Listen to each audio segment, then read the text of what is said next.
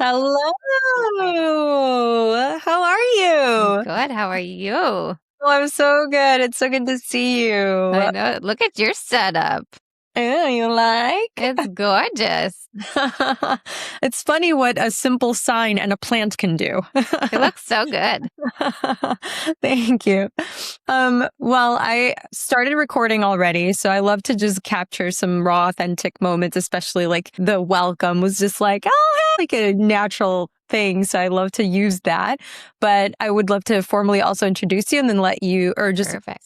welcome you on, and then you introduce yourself, and then we carry into the conversation. But first, before we begin, I wanted to ask you, is there something specific that you want to make sure that we hit today, to like support you in promoting your event? Like, I would love to help you fill it. And is there a specific topic you'd love to like really hone in on today? I think the yeah, I know we'll go there. I know we'll go to the good stuff. So I think just like the upper limit, the people stopping themselves, and then the helpers and healers who just can't receive money are my biggest focus.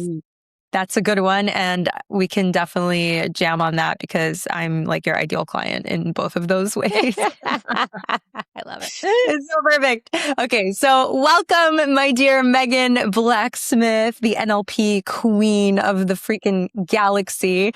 I'm so excited to have you on today and to connect with you about all things NLP. And I just would love for you to have the opportunity to introduce yourself in your own words, and then we will jam, my dear. Thank you, Rita, for having me, my fellow triple Sagittarius fiery friend, which is where I'll start. I have a lot of fire in me because there was a moment in my life where everything was completely crashing around me, like crumbling to the ground.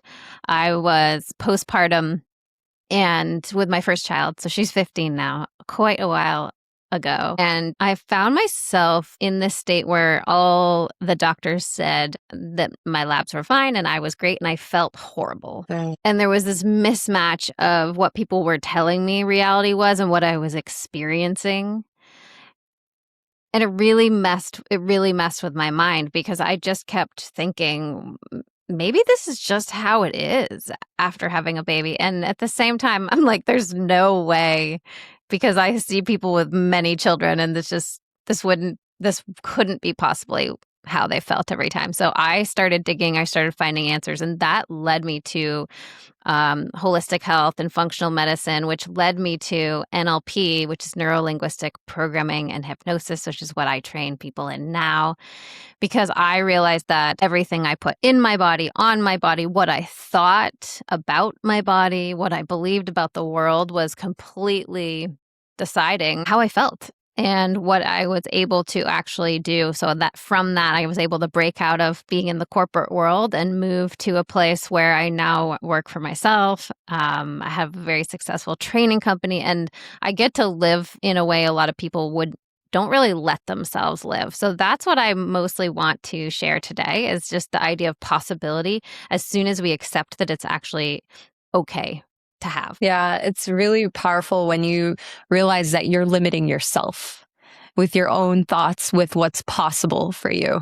And you know what's interesting is I think one of the biggest factors that affects this is your environment. And that includes like who is in your world, because you could be someone like me, right? Obviously we're both triple Sagittarius, all that fire sign, and I'm a manifesting generator. You are too. And so we both have this like energy of spontaneity and wanting to do different things. And when we are in our truth and alignment, we are saying yes to things, and they're working, they're expanding, they're opening up. But being in an environment with someone who's holding you back from you expressing that fully, like no, more logical, and holding you back and not letting you or inspiring you to be that version of you, but to kind of like keep you small like them. So then you suffer in that sense, and you stop doing as many things, and you're just limited even more. I just heard a friend, and she's a therapist, and she said, find people to be around that love their life.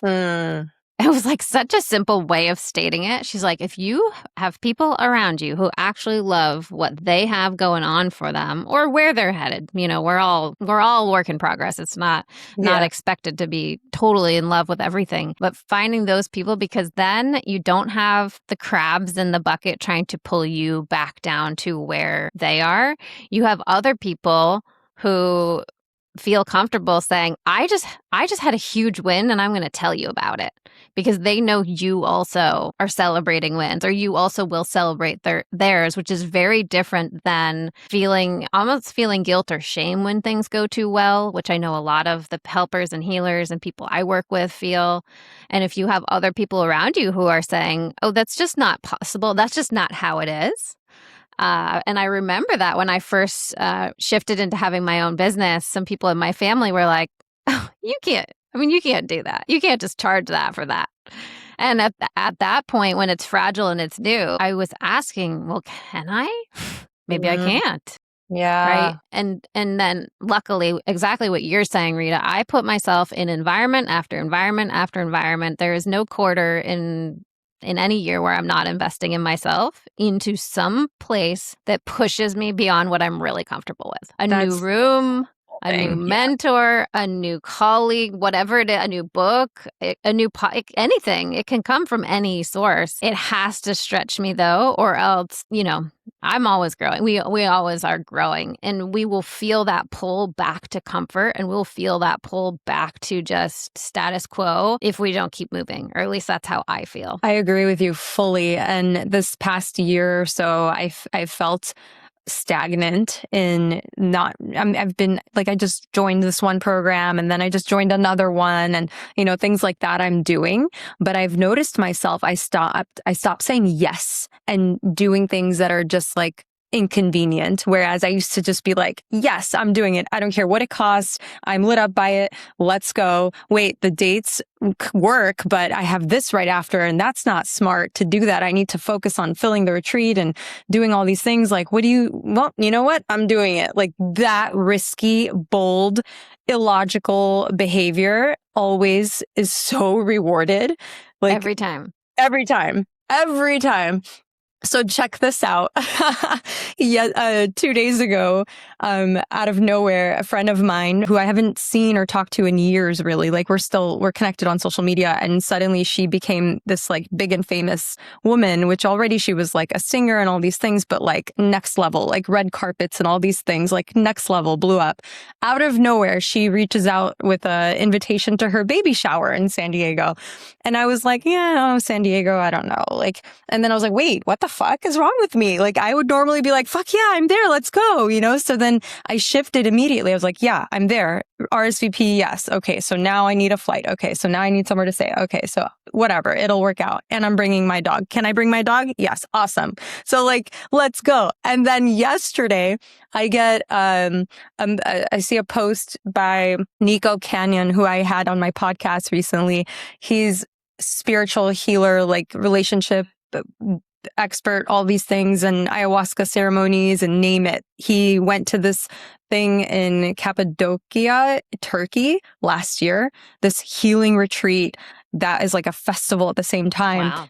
And I saw it and I was like, wow, my soul is really pulled to this. And I was like, I want to go to this. And before I even knew the dates, before I even knew how much it was or anything about it, I saw it was about love and like the heart and everything. I was like, wow, my heart is so closed right now. I need it. I've been calling in something to open my heart again and soften me, because the relationship hardened me so much, right, that I was in. And then I was like, yep, I'm doing it. So I'm apparently going to Turkey, and that is July 8th. Until the 13th. My Costa Rica retreat is July 19th. So awesome. You would think like, you would be like, no, I'm not going to do that. I can't. So I would be limiting myself to what I can do versus like, you know what? Yeah, it's going to work out. Everything's going to be great. And sure, it's like really close in timing. But when you say yes to something that your soul is lit up by and expect it to work out and trust that there's something there that's going to unfold you and unfold for you, that will expand you. Just like when I joined BBD, and then here you and I are connected because we both chose to go that route and it really changed our lives. Mm-hmm. So it really is about the room you put yourself in. It really, really is. Experienced that, Rita, early on. This was, before I had children. So gosh, it was probably 20 years ago now. And before I moved into the world I'm in now, I was a mechanical engineer sitting at a desk in a cubicle. And that means I do love the details and I do love the work, how things work. And I just there's no way I was going to last at a desk in a cubicle for a long time. There was just no way. And I had a calling when I was there. I really wanted to go to somewhere in South or Central America. I just had this, I want to go live somewhere for a little while. I want to volunteer. And the pull kept getting stronger and stronger. And I mentioned it to someone and they're like, yeah, I mean, that's cool. But you work now, you're in the full time, you're not a student anymore. You're in the full time life where you go to work every day. And eventually I was like, okay, well, I mean, if you don't ask for something or even think about how it could happen, like you said, could I bring my dog? If you don't even go down that path, then of course it's a no. And so I was very much into believing I had all the options. And so I ended up just asking my boss. And he said, well, I think I asked for 6 weeks off. I asked for a leave of absence too. I was saying I want to come back to my job. I'm not asking you to pay me, but I'd love a leave of absence. Can I go? And he said, I don't know. This is a very unusual request, right? No one was asking that. And but he decided. He said, you know what? I'll ask the owner of the company. I'll just see what happens. And the owner of the company was a very philanthropic man. He does a lot of work in Mexico, actually. And so he heard that, and it was Honduras was where I was going to go. There was an organization there. And he said, oh, well, I love this idea. And he said, okay, you know what? I'll actually pay for your flight and you can have the time off and you keep your benefits, right? Because that was one of the problems is I was going to lose insurance and that kind of thing. So he kept me on. And I got to go.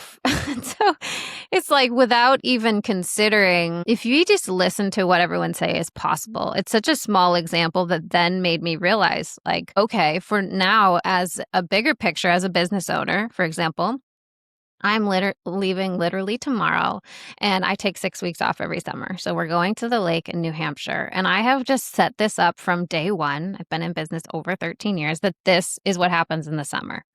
I had a business partner for a long time. I'm like, great, as long as this can happen in the summer. And we worked everything backwards around that. When our events are, when our live events are, when our coaching calls are, et cetera. And because we worked backwards and it was a priority, it's really not a problem. People are like, how do you do that? I'm like, I don't know. You just put it on the calendar and you go.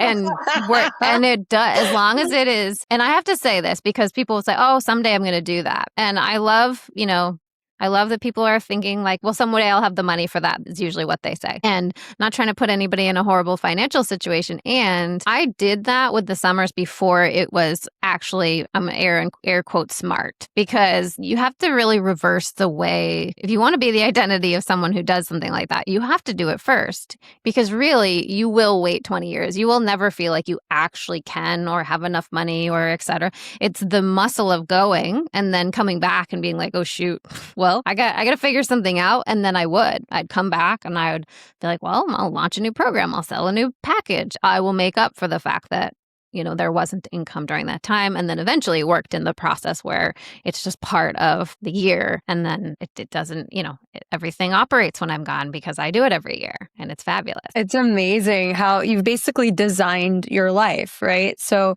the most interesting part of this is the fact that you felt the nudge and you followed that and you said, what would it hurt? I just need to at least ask. Mm-hmm. But some people don't even ask the question. They just decide it's a no and assume. They assume it's a no.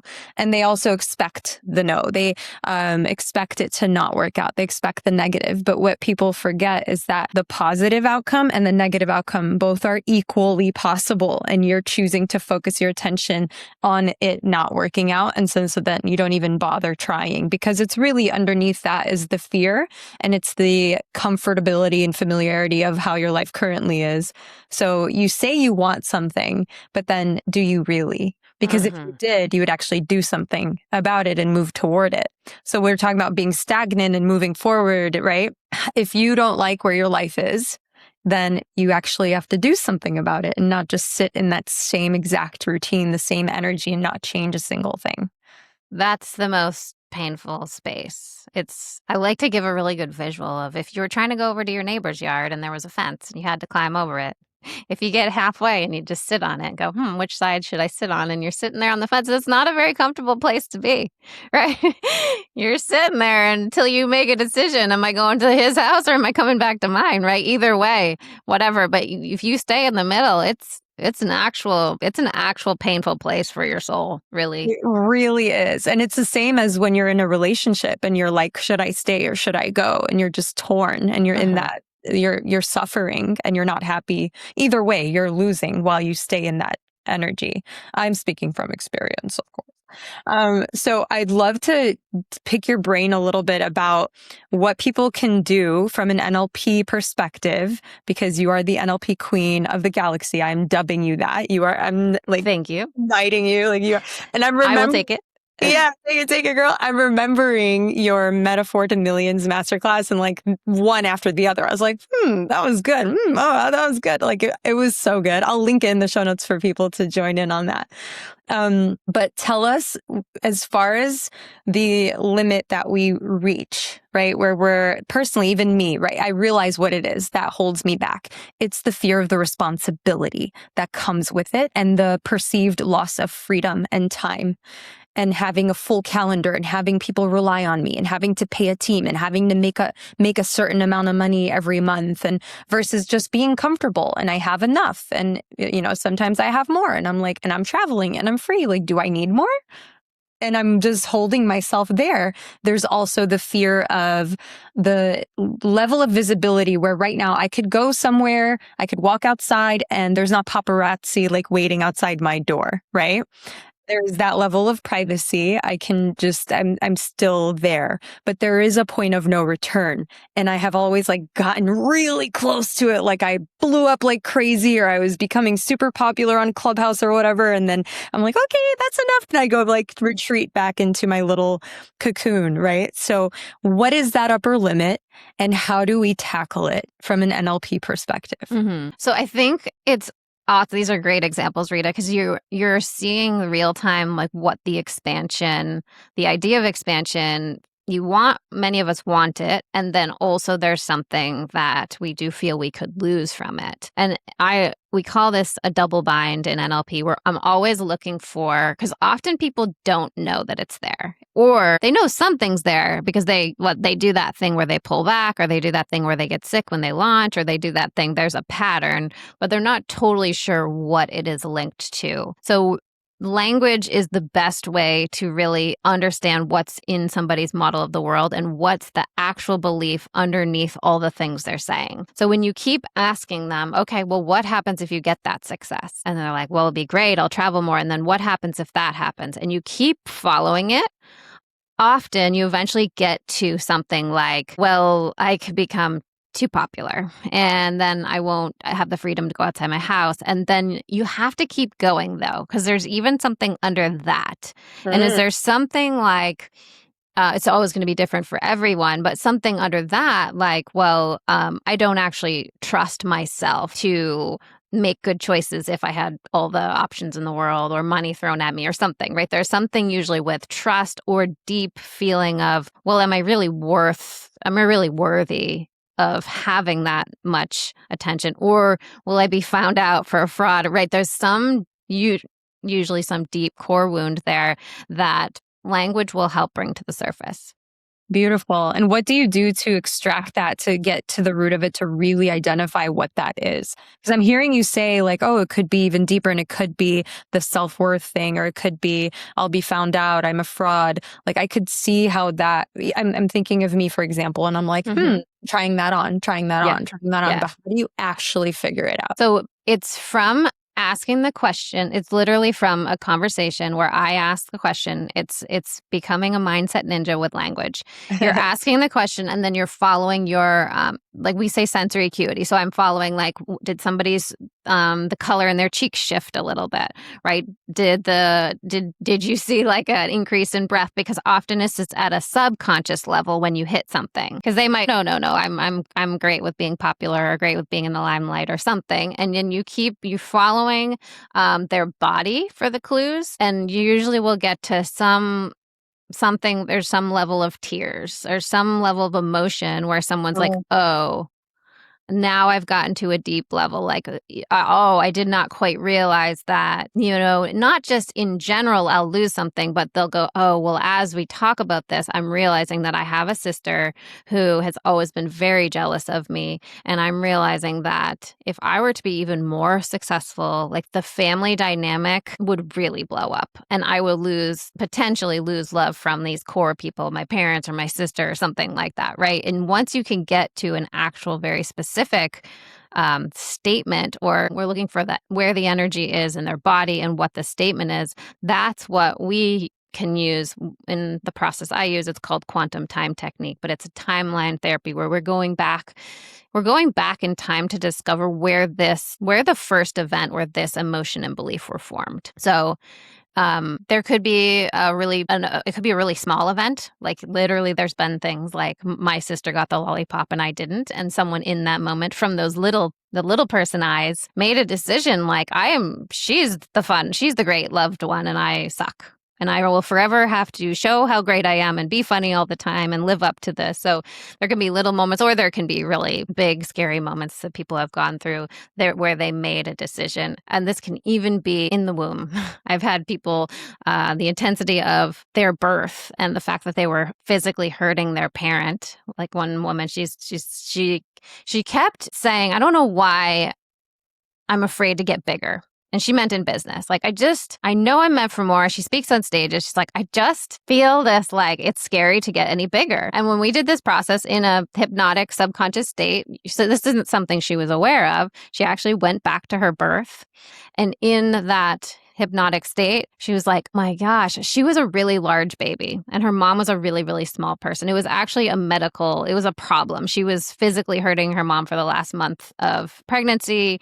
And so she basically in this state was like, oh, I would curl up and stay small to not hurt my mom. Wow. Physically curling up into a ball. And so the idea of this process is that now, and I know this might be way out there for some people, but the subconscious stores everything. You don't have to have conscious memory. It's all stored in there. So she's seeing from this higher perspective and going, my gosh, I was just a really big baby. And so she was so funny because I'm guiding her. She's in a hypnotic state. And then she's like, just a badass baby. She's like, the nurses think I'm a badass baby. I'm just a badass big baby. And she just kept saying it. And so she's basically rewiring the belief she made in that moment by going, I don't have to stay small. Like I'm out now. I'm just a badass baby and go be that in business. So we take that learning and then what the most important thing though, so that's the subconscious part. And that's realizing like the root of it and where it came from. But now the most important thing is you have to go live in that new version of you, whatever it was you wanted instead. I want to grow. I want to be the biggest version of me. And now that's where the actual action takes place and the rubber hits the road, because you can rewire something subconsciously and then just go right back to an old pattern, an old relationship, an old way of being. And it's like you have a superhighway to the old belief. You've been believing it's not safe to be big for a long time. And now we have this new little dirt road to this path that we discovered, right? Like you're a badass baby, go for it. And so we have to build that in every day. So every single day, how do you represent to your own mind, I'm that new person? And so I'll ask, we come up with the task together. The people I'm working with, we're coming up with it together because they have to tell me, maybe, how would you normally interact? Would you normally take 10 edits before you post something on social media? They're like, yes, I would. Okay, great. We're going to do it in one take. Or would you normally not tell your brother-in-law that you don't want to go to that barbecue. And they're like, yes, okay, great. This time we're going to do it. So it can be anything to represent I'm now the version of me who can live into that identity and will act that way. Wow. Yeah. This is so interesting. The more I hear you explain the details of how you work with someone and where you take them, it feels and sounds a lot like what I actually do with my clients too. And I didn't even realize that this is even connected to NLP, but it's like shifting a perspective of a story that's deeply rooted, that they made something happened and they made it mean something. Yes. And that attachment to that story is what is driving their life and creating the circumstances and things that they're doing in these patterns and whatnot, and that are limiting them, right? So one perfect example I could think of just right off the top of my head was one woman who had this secret she kept to herself for 27 years, never said a word to anyone, that she was molested as a child. So she carried this meaning of it's her burden to carry, it's her shame story, she's dirty, she's bad, she's worthless, no one will want her, all these different meanings she made of it, and just expressing it, releasing it, and shifting her perspective of it. It wasn't her fault. It wasn't her fault. And just even just taking that on and seeing other people validate that were in this fire circle with her. And then she just cried her eyes out, released it, and decided that that's no longer true for her. And then she came back to the following fire circle 2 weeks later, and she said she lost 15 pounds. And then all of a sudden, right? All of a sudden, and then by the way, she updated me. I met up with her a couple months later before I went back to Bali. She lost literally 47 pounds. She had this jacket on. She had to double wrap over her. She's like, Rita, seriously, look, no dieting, no exercising, nothing, just alchemizing this shame. And then it redefined the way she saw herself. And then that created this whole new way of being. And to the point where she's in this marriage that now the veil is lifted and it's not something she can be in anymore. Yes. Because she was tolerating what that was, because that was a vibrational match to the shame she carried. So it sounds really similar, like this perspective shift of something that happened in your life that you made it mean something. And something like that, just that easy, can change your life. And it reminds me of rapid resolution therapy. It's speaking directly to the subconscious mind, and you made it mean something. Like there's this guy who was in the Twin Towers and his friends all died except him. So he's carrying this guilt of I shouldn't be alive. Could have done something. So it's getting to the root of it. Like, okay, what could you have actually done? Could you have actually done anything? Didn't you do all that you can? And then he saw that and shifted his perspective. Yeah, I did all that I can. There's nothing more that I could do. And my friends seeing me, like if they're up in heaven right now looking down at me, they would want me to be happy and not suffering. So he had developed this cough as if he's like in the Twin Towers with the smoke and he's inhaling it. So he had this horrible cough and that just disappeared after that. I'm nodding with you because I have a million stories like this too. And it's always so amazing to me because I 100% believe in this work and see it happen all the time. And I am still blown away every single time about how much we store and how how good we are at keeping ourselves safe, right? If you had a situation like that as a kid, and it probably feels safer to hold extra weight around your body. I've had lots of people realize like, oh shoot, yeah, I don't want to be looked at. I don't want to be paid attention to. So I'm like keeping a physical layer of armor. And that's exactly it. I call it layers of protection. So with every story that you're carrying about something that happened, maybe you were molested as a child. So the layers of protection are protecting you from someone finding you attractive and doing anything to you. Or maybe I had a client who was in a very toxic dynamic with her parents. Her parents were abusive toward each other. And so she also then realized she was showing up that way in a relationship. And then she put on all this weight so that she subconsciously didn't realize this, but to protect herself from becoming that again. Yes. So wild, so powerful. And this also is very interesting because connecting it to even money, like if you have a story around money, like, oh, money is evil. We all like, we have these different stories, but a lot of us have these similar ones, right? Money is the root of all evil. It doesn't grow on trees. If, you know, you have money, you're greedy or you're a bad person. Or if I make money, everyone will ask me for it. Or I don't know how to do taxes and it's scary. And, you know, things like that will limit us and block us from that. And then especially as like a healer or a coach or spiritual teacher or someone who's in service, they feel guilty asking for money, asking for anything in return. They feel like they should just give it and do it for free to help other people.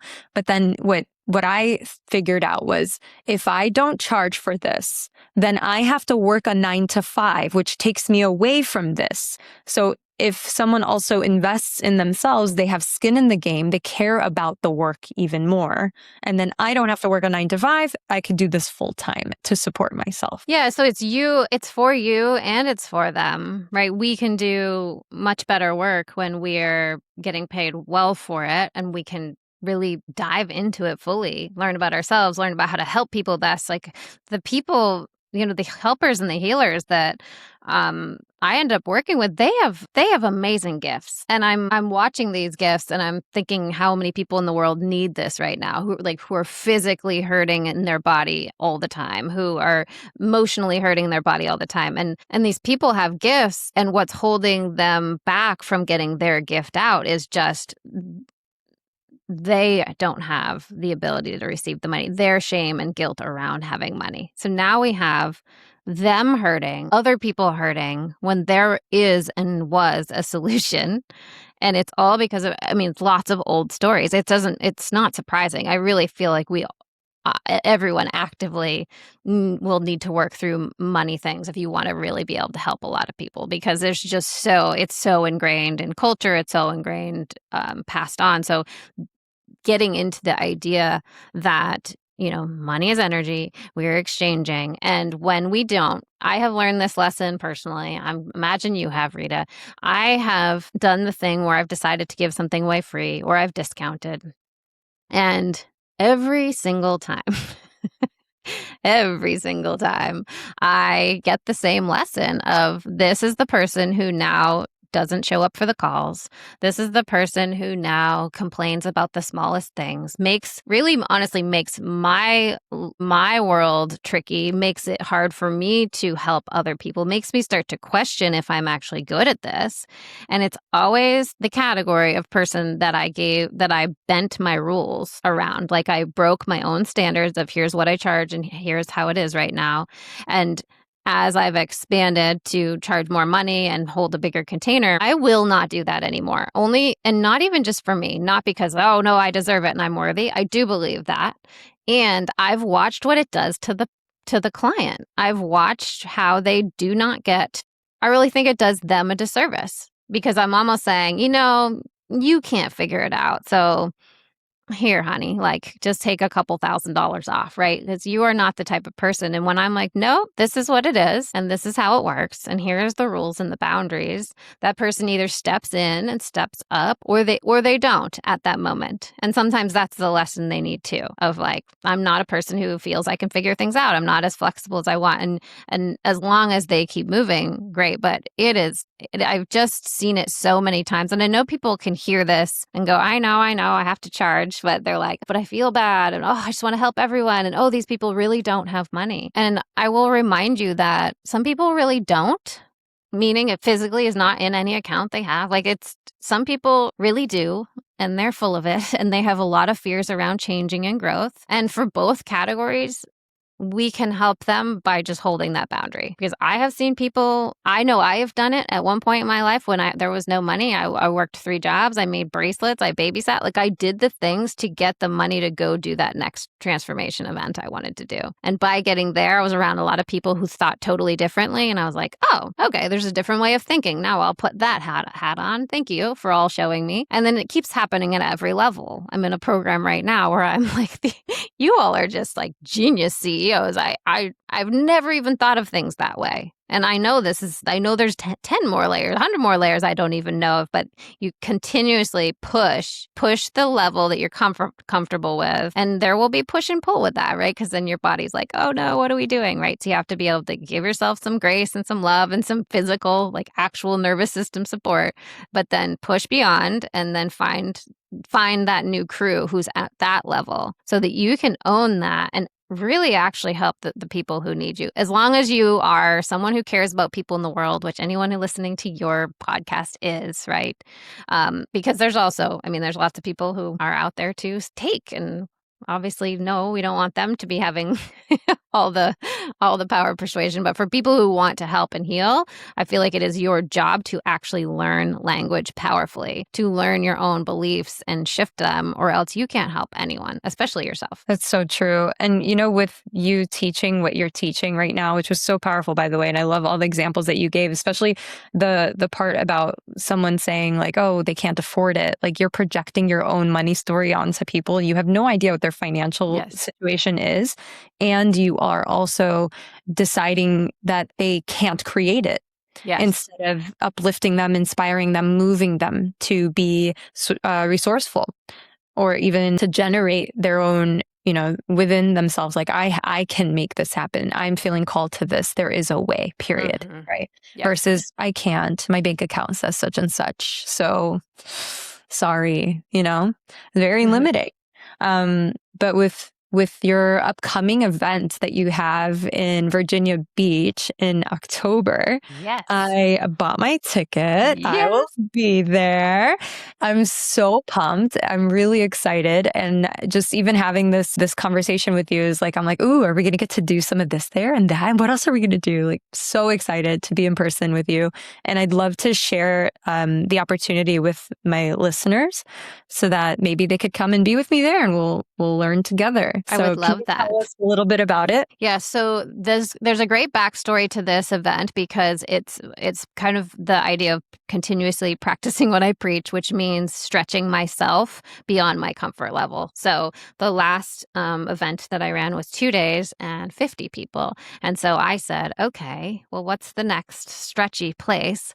And so I ended up with 3 days and a 200-person space.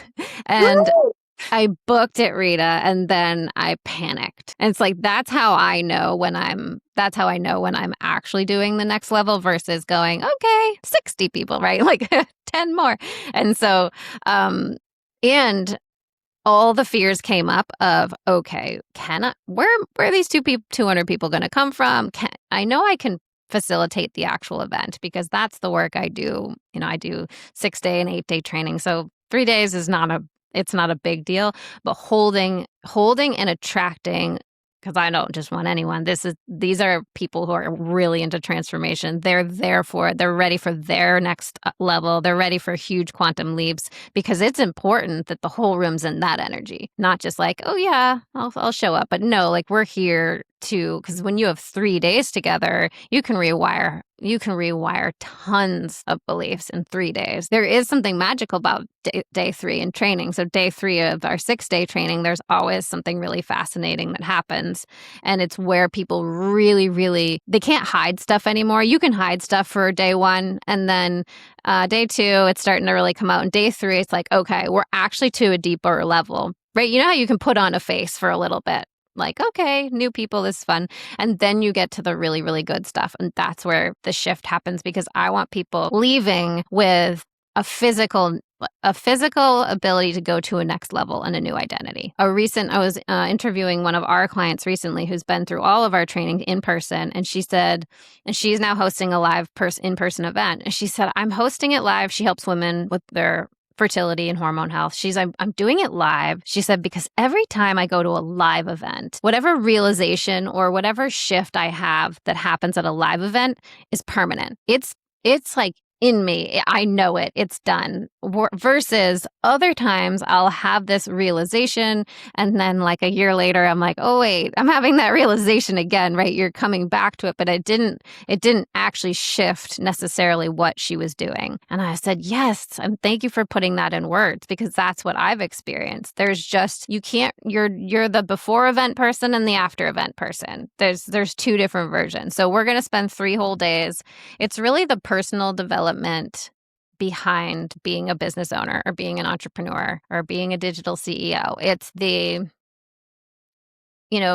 success of being a business owner is like 80 to 90% of basically your psychology and what you believe. So we're going to spend that 80 to 90% of actually getting into what could possibly stop you dreaming so big with a bunch of people who are willing to dream big. Because as soon as you 10x your goals, that's where you see where the actual fear is. That's where you're like, oh, I'm like, okay, what's your goal for next year? And usually people will go, maybe like 50% bigger than this year, right? Or a little bit bigger. And if I say, okay, 10x that, then you get the, oh, right? For me, you're like, oh, okay. And even with filling the space, I actually just recorded a little private audio series. It's not out yet, but it's called Do It Scared, because I'm going to share the behind the scenes of filling the space. And what happened was I sat with a colleague and she said, okay, you tell me like, what are the break-even numbers? Because I'm going, as I said, I'm going to the lake tomorrow. And so I'm like, okay, well, I have till October, but will I really fill the space? And she said, tell me the break-even numbers. And as I was looking at the numbers, I mean, there are already 30 people signed up. And to be honest, I'm financially, 30 is great. 30 is more than great. So it was not a financial fear, but my brain was trying to say that, oh, it's a financial problem, right? It's an event. It's a big thing. And what it really was my lovely little ego saying that would be so embarrassing to have 30 people in a huge space. When I said all over the freaking internet, I'm doing a 200-person thing. And that was literally that was the thing that was stopping me. And so I got to just remind myself of the work I do and remind myself that I would figure it out. I would make it the most amazing event those 30 people had ever had. I would shift something. I would change something. And even if I get 80% of my goal, right, we shoot for the moon and hit the stars, it's going to be amazing. So to have myself have an event so far away and have 30 people, if that had been my 50-person event, I would be through the moon right now. Right. But because you set the goal of 200. Right. Because I arbitrarily set a random number of this is how many people, I'm now disappointed in my progress. Wow. Right? Because 30 out of 50, you're pretty much there. And Right. I still have July, August, September, October, right? 4 more months. So it would feel easy. So it was so fascinating that just where you set your goals and where you set your numbers will completely just change how you feel about that, which is why a lot of and women specifically I work with, when we're setting goals, they set them very small. And it's for that reason of, well, I don't want to feel like a total failure. I don't want to go into that state of, oh, I'll never do this. And I'm like, okay, but we have to find this in between of like setting them so huge that then you kind of have this story of I'll never make it, and then setting them so small that you hit them no matter what, right? There's that something in between. And that's where I want everyone who comes to the event to get to, of like, what's the next stretchiest level that still keeps you moving forward and doesn't cause you to curl up in a ball and cry. Because that doesn't help us either, right? Yeah, that's true. It just keeps you kind of in the safe little cocoon. Yes. Yeah. How do we keep expanding? And there's usually something specific about expansion that people are worried about. And when I was expanding from one space to another, having more people at training, I was like, okay, I can feel like I'm stopping at a certain number of people every single training, like for our longer trainings. And so I said, what is this limit? And when I really sat with it, it was, if there are going to be 20 people in the room, then, maybe 2 of them have a problem with the way you teach, or 2 of them don't like you, or right, something. There's going to be something, some kind of feedback. Right. And so my brain was like, okay, well, if there's 50 in the room, then you have to deal with how many of them, right? The math with the percentage. And really underneath that is like, well, can I hold boundaries and have hard conversations is really what it came down to. Because that's all it ever is, of just like, hey person, I see you acting out your patterns and this isn't going to work in this space. Like lovingly bringing them in or lovingly letting them leave. And as soon as I really realized it was just about having hard conversations, I went out and I found people in my life. We all have people in our life that it's hard to have conversations with. And I actively initiated conversations with those people. And some of them I had pretty broken relationships with that are now restored because of that. And it all started as an exercise of what do I need to expand in me to actually, to actually be able to grow this business. And so there's something like that for everybody. I would love everybody to just be thinking about what is the actual fear and how can I go out and represent that somewhere else, right? Just have a hard conversation.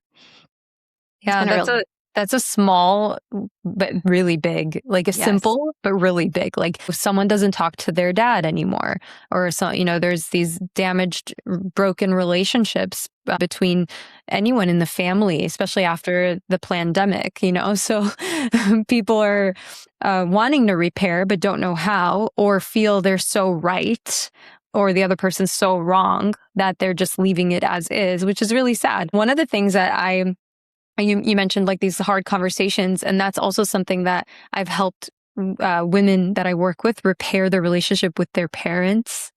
And it's just so beautiful to witness. And now they're so close. And this one went and did a marathon with her dad. And then this one started a business with her dad. And then she's now living with her mom and her grandma. Whereas before it was like, I hate my mom and I'm never speaking to her and I want nothing to do with her. And in one of our sessions, I was like, do you realize you kind of are your mom? But guiding them into like how to have that conversation, what needs to be said, how can you say it so that it could be received well, right? And then one thing that you were mentioning about like at the event, if someone is acting out their patterns, how you communicate, how you have that hard conversation and set boundaries and such. I love you so much, especially after I was texting you about something. Like I fell in love with you even more. I was like, I love her. When I was texting you about just like random questions about like, oh, hey, by the way, what time is this thing at? 'Cause I was like booking my flight. Where do I fly in? And you're like, in the most loving way, at the same time, you used NLP language. You're like, would you be willing to? Like, I know that one. I was like, oh, she's so good. I love her. Would you be willing to? And then that reminded me of that one. And I was like, oh, I'm going to start using that again. Would you be willing to? It's so good. So I appreciated you setting that boundary. Like, hey, would you be willing to text me in the WhatsApp group about, the business stuff and the event and the experiences? And my weekends are just like, I don't do business stuff on the weekend. I'm like, thank you for telling me your boundaries. Like that was your response. You have no way of knowing otherwise. I mean, was not my normal at all, Rita. Just for people listening, like was a super people pleaser. So the idea of saying to someone, hey, please don't text me, please only email me about this, that was a horrific, scary thing. And the more I did it though, the more I've done that, well, one, I can actually serve my clients better, right? Because I'm not a detail person. And that's why I've hired a detail person.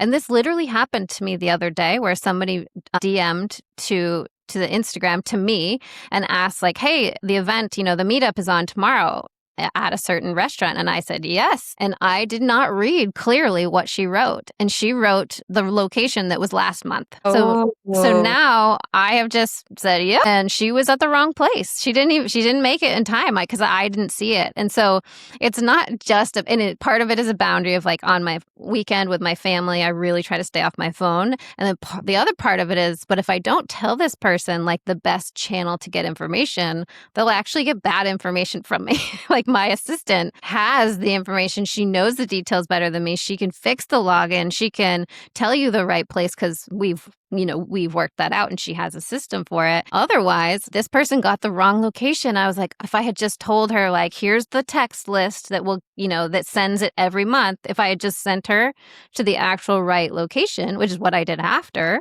so that she's getting the reminders that have the correct place. And so it's both. It's always feels awkward because you're basically saying, hey, don't do that, right? Like, like you experience, I do it in the most loving way possible. And for the people who I've done that with, I've been a couple cases where I have, local people then coming to my event, and I'm like, well, I'm friends with them. I go, I know you have my number. So now you're also a student and a practitioner. But so there's this gray area. And for those people who I've said, hey, let's do it just like this, and here's this boundary and here's that boundary, they've always come back to me and said, my gosh, you just gave me so much permission to actually have boundaries with my clients, because I would have never said that to someone. And they didn't. And to be honest, most of them have admitted that at first it did bother them a little bit. So maybe it didn't bother you because you have better boundaries, but it can bother people at first. And then after it, she realized this is permission, though. The only reason it's bothering me is because I have no boundaries. And so I actually feel weird that you're having some. Yeah, that's very true. That's why people get triggered when they don't have any boundaries. And you know what's interesting about boundaries? I think we talked about this on the phone once, but how a boundary could even be perceived as an ultimatum. But it's like the way that you present it, I think. So for example, if I'm saying, if you speak to me this way, I will walk out of the room. Like I'm giving you a consequence that I'm going to do. I'm not making you do anything, right? So that's a very clear boundary. This is what I'm going to do if you keep doing that. Mhm. So like if I'm going to end the relationship, if you keep doing that, if you decide you want to drink alcohol, out of alignment for me. So I'm going to leave and exit the relationship. Oh, that's an ultimatum. You're forcing me to quit or I can't be with you. But it's not me making you do anything. I'm telling you what I'm going to do.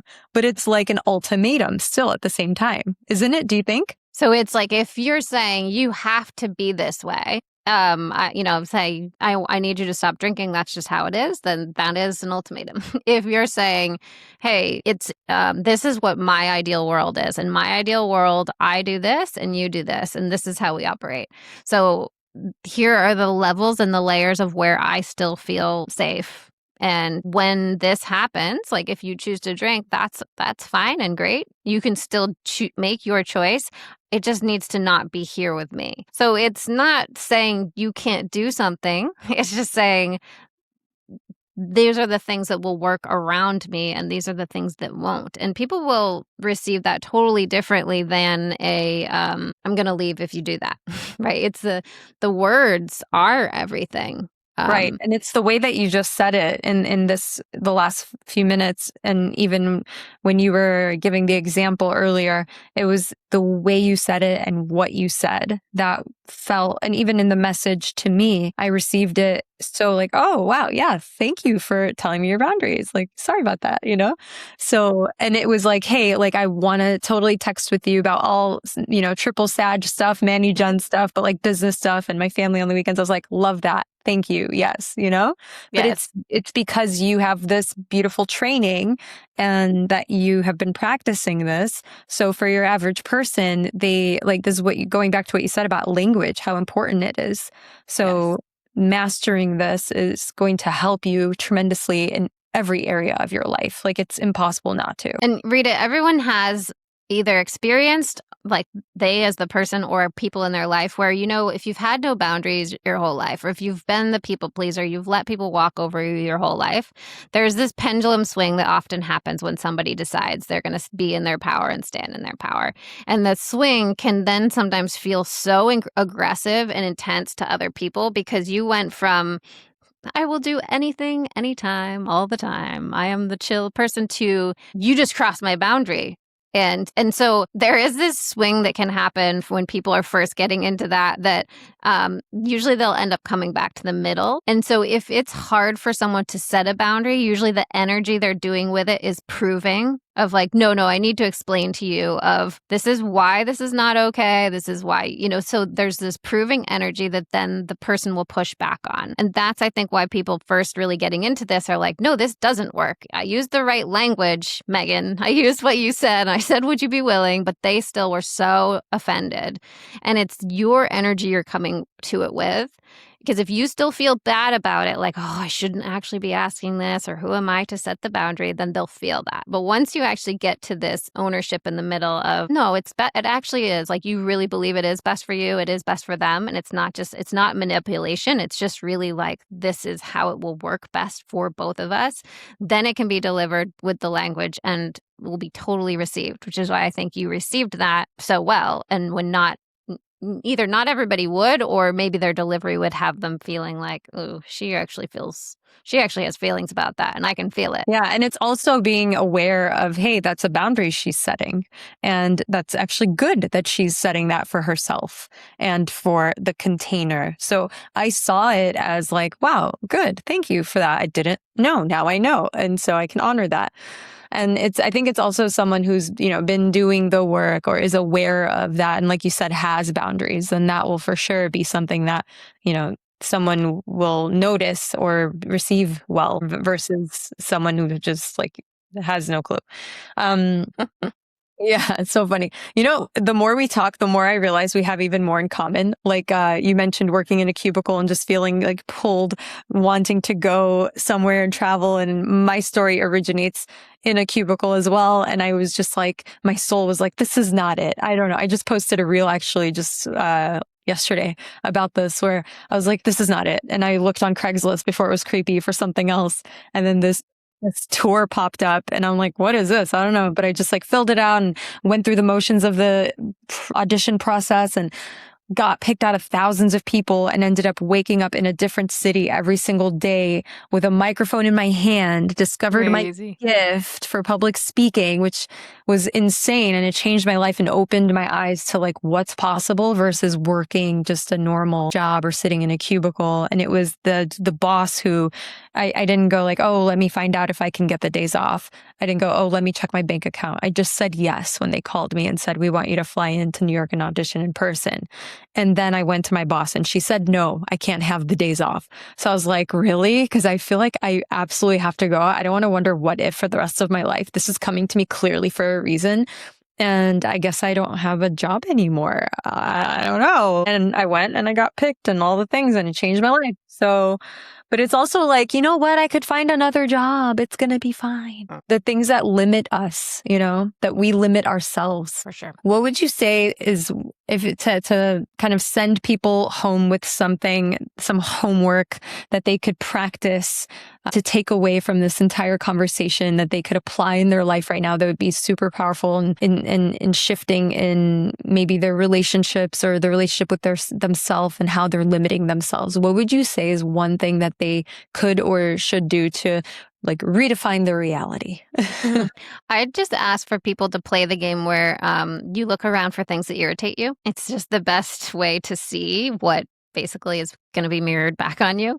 And so you look around at next time you find something where you're like, oh, my level of irritation or anger or sadness or whatever, my emotion is way higher than what's in front of me. We all know that, right? Like, whoa, I am very angry at the fact that they burned my croissant, right? Like, whatever it is, you're like the level of frustration or anger. And so then when that happens, then this is the important step.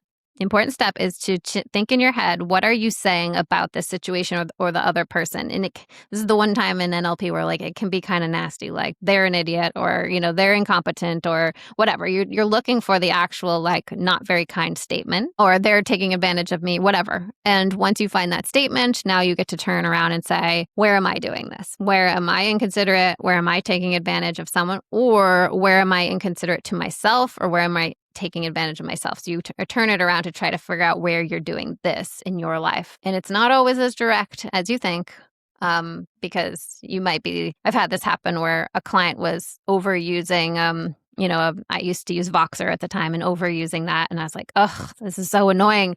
But I don't do this. I don't do this to my coaches. I really am very good with not overstepping. So I'm like, this isn't direct, like she's doing it, so therefore I'm doing it. But when I really dug into what it was, I was like, what is the belief around what she's doing? And my belief was that she was handing me over a problem that really wasn't mine to solve. Like she was trying to hand me her baggage, trying to pass it on. So then I got to ask where I was doing that. And in a second, I knew exactly where I had just done that earlier that day with my husband, like very specifically asked him to take on a problem that was really something he and I together needed to decide. And I was like, oh, shoot.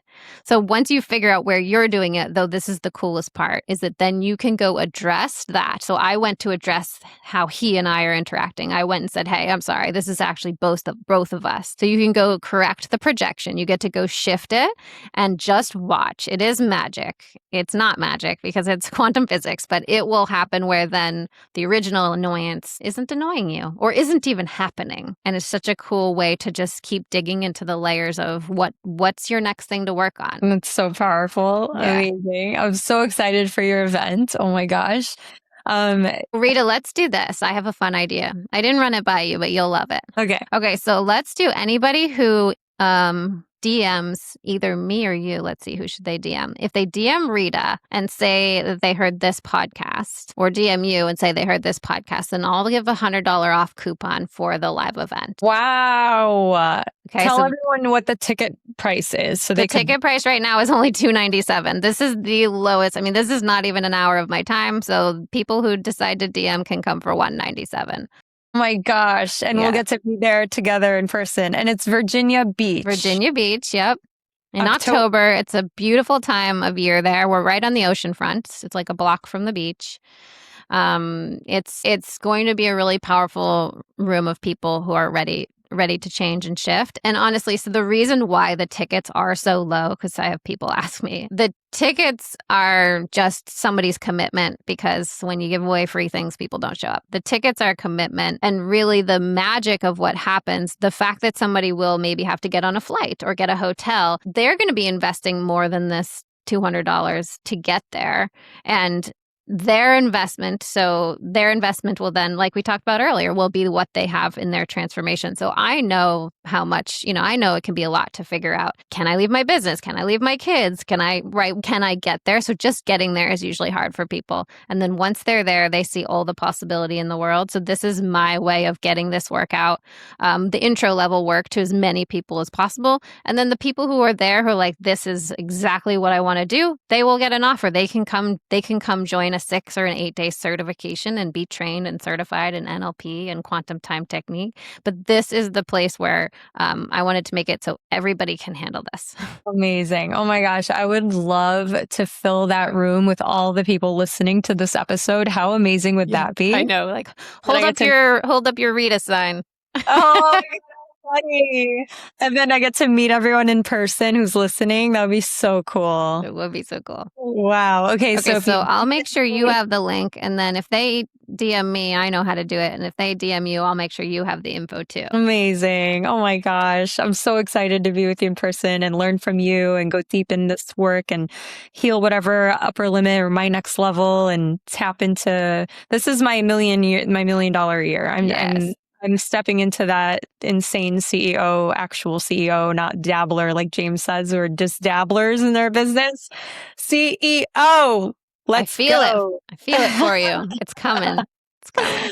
Megan, thank you so much. Thank you, Rita. So fun. I love you to pieces, and I will see you in person soon. Sounds great. Yeah.